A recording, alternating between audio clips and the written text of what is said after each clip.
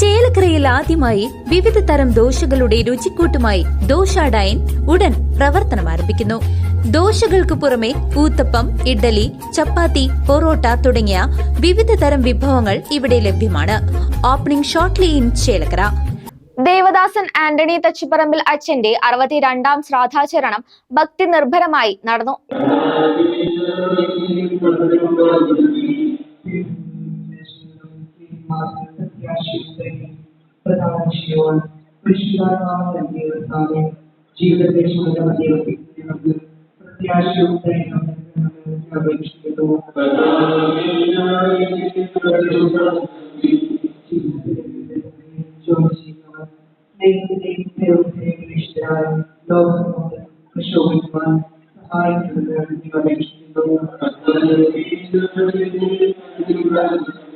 ദേവദാസൻ ആന്റണി തച്ചുപറമ്പിൽ അച്ഛന്റെ 62ാം ശ്രാദ്ധാചരണം ഭക്തി നിർഭരമായ ചടങ്ങുകളോടെ നടന്നു.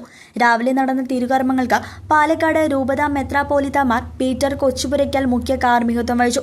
ശ്രാദ്ധാചരണ സന്ദേശം Marymatha major seminary rector father Sebastian Chalikkal നൽകി. ആയിരങ്ങൾ പങ്കെടുത്ത ശ്രാദ്ധകൂട്ട് ആശീർവാദന കർമ്മം ഇരിങ്ങാലക്കുട രൂപത കോട്ടാറ്റ് ഇടവക വികാരി ഫാദർ ജോയൽ ചെറുവത്തു നിർവഹിച്ചു. ജൂൺ 1 ശ്രാദ്ധാചരണത്തിന്റെ ഭാഗമായി മുള്ളൂർക്കര സെന്റ് ആന്റണീസ് പള്ളിയിൽ നിന്നും ചേലക്കര സെന്റ് മേരീസ് ഫൊറോന പള്ളിയിലേക്ക് തീർത്ഥാടന പദയാത്ര നടന്നിരുന്നു. ചടങ്ങിൽ പങ്കെടുത്ത തീർത്ഥാടകർക്കായി വിപുലമായ സജ്ജീകരണങ്ങളാണ് ഒരുക്കിയിരുന്നത്. അവരുടെ ജീവിതം ദൈവത്തിന് സമർപ്പിച്ചുകൊണ്ടാണ് സ്നേഹമുള്ളവരെ ഞാനും നിങ്ങളും കത്തോലിക്ക വിശ്വാസത്തിൽ നിലനിൽക്കുന്നത്. അതിനുവേണ്ടിയാണ് ഒരാൾ വൈദികനാകുന്നത്. ഏതെങ്കിലും തിരഞ്ഞെടുക്കപ്പെട്ട ചില മനുഷ്യർക്ക് വേണ്ടിയാണ് ഒരിക്കലുമല്ല.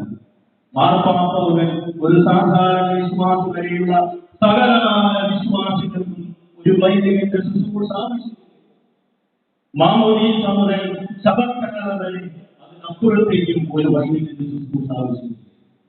നമ്മുടെ പ്രിയപ്പെട്ടവർ മരിച്ചു പോയാലും അവർക്ക് വേണ്ടി വിലർപ്പിക്കുന്നതിനും പ്രാർത്ഥിക്കുന്നതിനും ഒരു വൈദികന്റെ ശുശ്രൂഷ ആവശ്യമില്ല. അതുകൊണ്ട് ഞാൻ പറയും, അന്തോണീസിനെ നമ്മൾ സ്നേഹിക്കുന്നുണ്ടെങ്കിൽ നിങ്ങൾക്ക് ചെയ്യാവുന്ന ഏറ്റവും വലിയ സമർപ്പണം എന്ന് പറയുന്നത് നിങ്ങളുടെ മക്കൾ ദൈവവഴി ആഗ്രഹിച്ച് മുന്നോട്ട് വരുമ്പോൾ, വൈദികനാകാൻ സന്നിഗ്ധരാകാൻ മുന്നോട്ട് വരുമ്പോൾ അവരെ തടയാതെ അവരെ പ്രോത്സാഹിപ്പിക്കുകയും ധൈര്യപൂർവ്വം അവരെ വിട്ടുകൊടുക്കാനുള്ള സാഹചര്യം കാണിക്കുകയും ചെയ്യുക എന്നതാണ് അന്തോണീസിനോടുള്ള. CCV news Chelakkara.